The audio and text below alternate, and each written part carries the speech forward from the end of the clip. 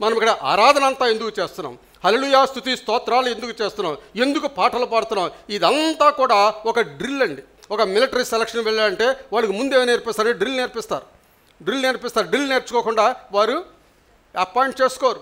అదే విధముగా మనం ఇక్కడ ఏ డ్రిల్ అయితే చేస్తున్నామో, ఏ ఆరాధన అయితే చేస్తున్నామో, అదే ఆరాధన పరలోక రాజ్యంలో కంటిన్యూ అవుతుంది.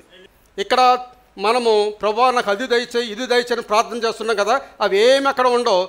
అక్కడికి వెళ్ళేది ఒకటే ఆరాధన. దేవుని స్తుతి స్తోత్రాలు, దేవుని నామను గొప్ప చేయడము అదే అక్కడ ఉంటుంది. కానీ ఇంకా ఏమీ పరలోకంలో ఉండదు. దేవుని ఆరాధన చేయడం అనేది ఇక్కడే నేర్చుకోవాలి.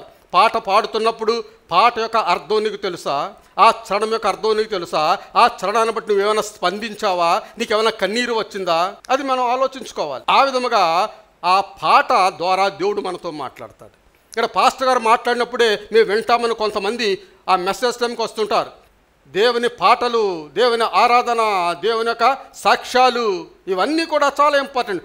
ప్రతి దాని ద్వారా దేవుడు మాట్లాడతాడు. ప్రార్థన ద్వారా దేవుడు మాట్లాడతాడు. ఒక అబ్బాయి పాట పాడాడు, పాట ద్వారా దేవుడు మాట్లాడతాడు.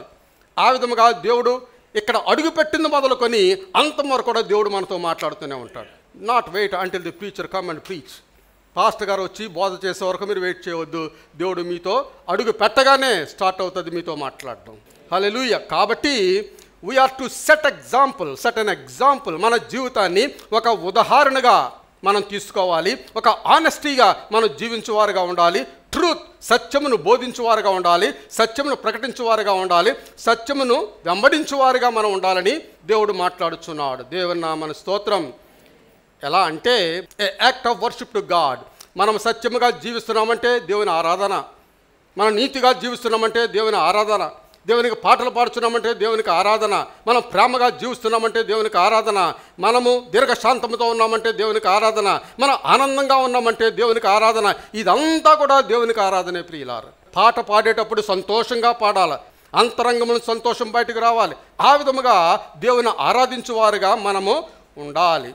క్రీస్తు మనలో ఉంచిన శక్తి ద్వారా ఆయన వాక్యాన్ని మనం అర్థం చేసుకోగలం. దేవుడు మనలో ఒక శక్తి ఉంచాడు, ఒక పవర్, ఒక శక్తి మనకు ఉంచాడు. ఆ శక్తి ద్వారా దేవుని వాక్యాన్ని మనం అర్థం చేసుకోగలవారమై ఉన్నాం ప్రియులారా. అది ఎలాగ అర్థమవుతుంది అంటే దేవుని వాక్యము ఆది కాండం నుండి మేము చదువుకుంటూ వస్తున్నాం. నిర్గమకాండంలోకి వచ్చాం. చాలా పత్రికలు, చాలా సువార్తలన్నీ కూడా చదువుకుంటూ ఉన్నాం. అది చదువుకోవడం మాత్రమే, అంతవరకు మాత్రమే. కానీ నిజముగా are we motivated by the word of God? దేవుని యొక్క వాక్యం ద్వారా మనం ప్రభావితం చేయబడ్డామా? ధ్యానించిన వాక్యాన్ని బట్టి, మనం పలికే మాటలను బట్టి ఏమైనా ప్రభావితం చేయబడ్డామా? అది మన హృదయంలో ఆలోచించుకోవాలి.